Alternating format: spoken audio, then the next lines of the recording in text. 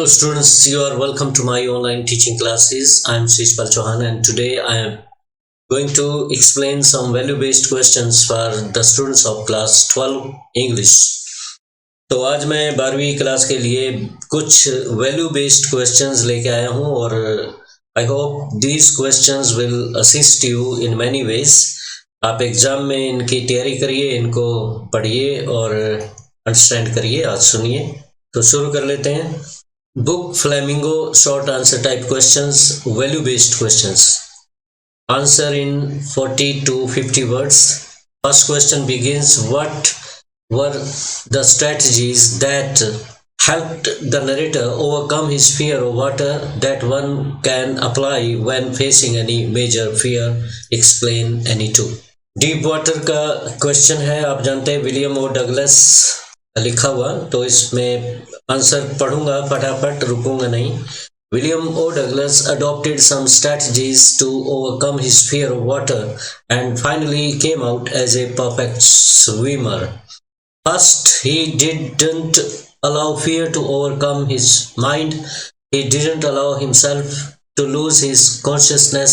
Second, he engaged an instructor to teach him the skill of swimming systematically.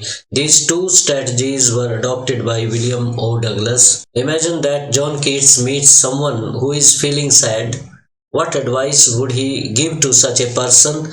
State any one feature of beauty from a thing of beauty and relate the advice to it. If John Keats meets a person who is feeling sad, I think he would advise that person to go into the lap of nature to relax his mind and forget about his sadness. He will also mention that nature has a healing power. It's always ready to soothe the human heart with its beautiful objects. Nature never disappoints human beings. With the power of imagination, a person can enjoy the permanence of beauty. So in this manner you can attempt this question. I'm taking up third question. What kind of person is William O. Douglas? William O. Douglas is a bold and brave type of person. In the beginning, there grew a strong aversion to water in his mind. When he was just of 3 or 4 years old, he had a bad experience at California beach. After that, a misadventure took place at the YMCA pool, but gradually he overpowered it. It proves that he is a man of strong willpower and determination. Next question is: Douglas uses sensory details to create a vivid image of the unfortunate experience in the pool. What might be the impact on the reader if the narration were more informative than sensory? The writer has excellently used his narrative skills while describing the unfortunate experience that he had at the YMCA pool. He creates a vivid image that appeals to the senses of sight, smell, and even of touch. The reader shares the same feelings of hope, despair, and life and death. If the narrative style had been only factual, the story could not have moved the narrator's heart. What inference can you draw from Dr. Rajendra Prasad's consultations with the lawyers at Motihari? The lawyers at Motihari had a discussion among themselves. They decided to leave for their home in case Gandhiji was arrested. But Dr. Rajendra Prasad made them understand that it would be a very shameful desertion for them if they left Gandhiji alone in his struggle for the peasants of Bihar. It shows Rajendra Prasad's convincing power and Gandhiji's quality of leadership.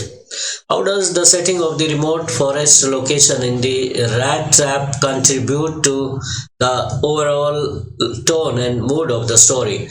The minute detail of the forest in the story, the rat trap, creates a sense of awe and wilderness that resides in the remote corners of every human heart. This is the reason why the rat trap feels scared and miserable about being caught in the labyrinth of the intricate forest. The reader also gets lost in the deep forest along with the tramp, and that has happened due to the narrative skill and sensory detail written by William O. Douglas. What doubts did Adela have in her mind about that tramp?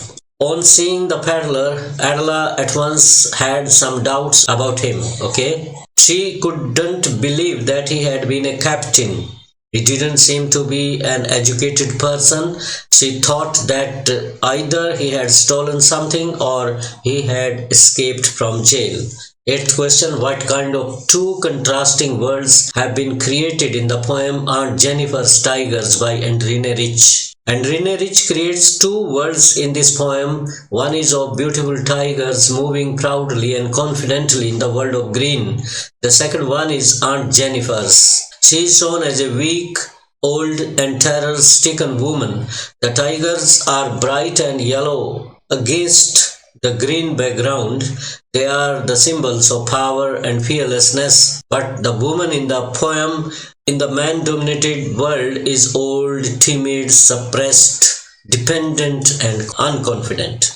Why does Sophie's father look at her with disgust when Job says Sophie has met Danny Casey? Job told his father that Sophie had met Danny Casey. Then he looked at her in disgust. Actually, he disliked Sophie's wild stories. He thought that it would be her other fancy. He also warned her that her habit of cooking wild stories would one day land her into trouble. Question 10 is: why did the poet suppress her pain in the presence of her mother at the airport? While traveling with her mother in the car to Cochin airport, she noticed her mother's face very closely. It looked pale, like the face of a dead person. She was shocked and afraid that her mother would not live for more time, but she suppressed her worry.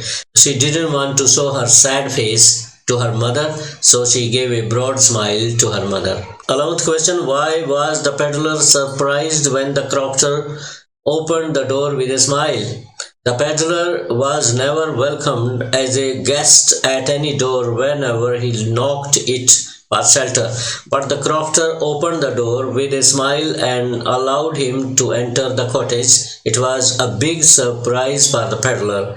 He was duly entertained and served with food by the crofter. 12th question is: what did Gandhiji do for the social and cultural upliftment of the people of Champaran? After solving the problems of the peasants in Champaran, Gandhiji worked for the social and cultural upliftment of the poor there. He engaged teachers and doctors to serve the people. The health conditions were very bad there. His team of volunteers taught women about their personal hygiene. They were also taught how to keep their surroundings clean.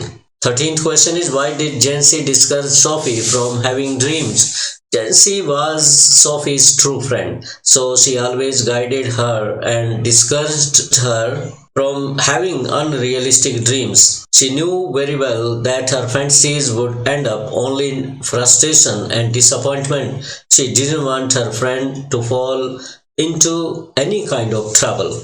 14th question: why was the English poet who once visited the Gemini studios as baffled as the audience? The English poet addressed a large gathering at the Gemini studios. He used his British accent while speaking to the audience. No one could understand what he was saying. The poet was also baffled as he didn't receive any response from the audience. 15th question: why did Jennifer create tigers so different from her own character? Aunt Jennifer finds solace and some relief in her artful creation of the tigers. It shows her yearning for a free, confident, fearless, and independent life. So, unlike her real life, she depicts a different world of green in the tigers who walk in a proud, certain, fearless, and determined manner. What is the irony in the poem The Aunt Jennifer's Tigers? The irony lies in the fact that Aunt Jennifer would not feel liberated from the oppression done to her by her husband even after her death. This is symbolized by her finger that is ringed by the uncle's wedding band. On the other hand, the tigers would always be free to move or walk in the forest fearlessly and confidently. What is Aunt Jennifer's death symbolic of? Aunt Jennifer's death would be a terrific message for the womankind to do something solid to liberate themselves from the age-long oppression done to them by their counterparts men. It would be a tragic end to the life of a woman who served her family without any selfish motive but received only maltreatment. Last question, let's take up to this one. What are the difficulties that Aunt Jennifer faced in her life? The text of the poem shows that Aunt Jennifer lived a life full of ordeals and fulfilling demands of her husband. It seems that she never did anything for her happiness except creating the images of beautiful tigers on the panel. The harsh treatment given to her by her husband made her dummy, timid, and fearful type of woman. The only relaxing moments she must have had were when she worked on the panel. Up to 18 we have done in this stream. I shall take up more questions another stream. Okay, thank you very much for watching.